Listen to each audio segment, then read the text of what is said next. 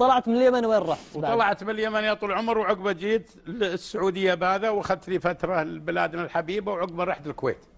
اشتغلت بالكويت. وش اشتغلت في الكويت؟ اشتغلت بوزاره الداخليه. اشتغلت عسكري، وربوع وخميس وجمعه افيز واروح العراق. وسمعنا انك تزوجت في الكويت. تزوجت في الكويت، اخذت لي ايرانيه. عجيب. اي نعم. كيف تفهم اللهجه والله ايرانيه من مواليد الكويت. بس انها يعني احنا مشكلتنا شلون بالموافقه، ما يعطونك موافقه، والحمد لله ما جاني عيال، لانها تقول كل ما جاء الصبح وجات وصلحت الخبز. طبعا جبنا خبز ريوقنا الصبح خبز ايراني وجح وبصل.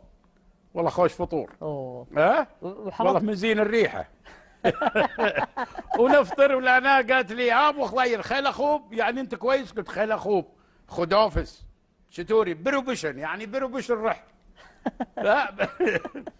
والله قعدت معي فتره، ما الله يسر الامر وراحت بحالها وانا رحت بحالي.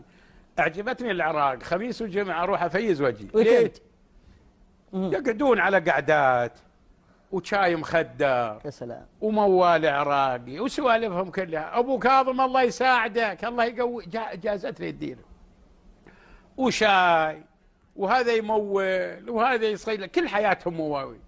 يقولون بالمواويل، جاب له استكان الجاي قال خادري الشاي خادري عيوني المنا خادره، هذا الوارد مو خوش وارد، لا لولا لولا قال لي ططوطه ولك عدنان استكان الشاي الف رحمه على بيك. الله الله. وبعدين وحكيهم زين، واروح لك فدوه ورد بايسكل.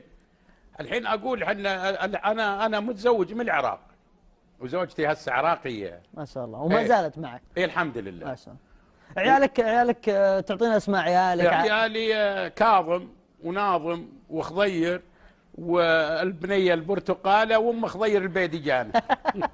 انت متاثر مره بالعراق. كلش.